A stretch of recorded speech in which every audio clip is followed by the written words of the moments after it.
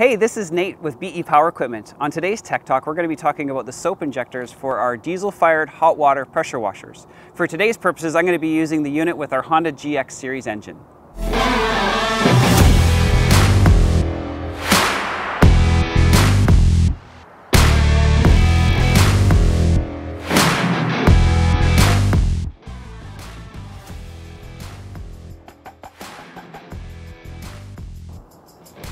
For the model HW4015RA, the soap injector will be attached to the body of the pump, but for the rest of the units, you'll have an external soap injector that you will plug into the discharge of your coil.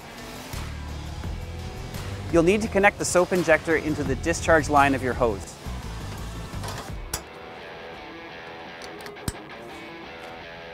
Now you'll take your suction filter and insert it in your bucket of solution. For best results, use BE powered detergents.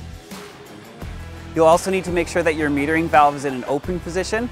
Rotate counterclockwise to open. Now you're ready to start your pressure washer. Follow the proper startup procedure for the machine.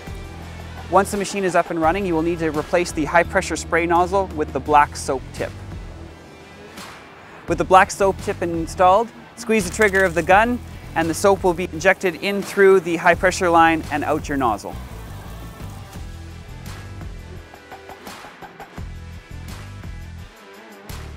To stop the flow of soap, all you have to do is replace the nozzle with one of your high pressure spray nozzles. It is recommended after you finish using your soap injector to flush it with some clear water to prevent any residue soap from solidifying in your machine. This has been another BE Power Tech Talk. Don't forget to hit the like and subscribe button and stay tuned for future episodes.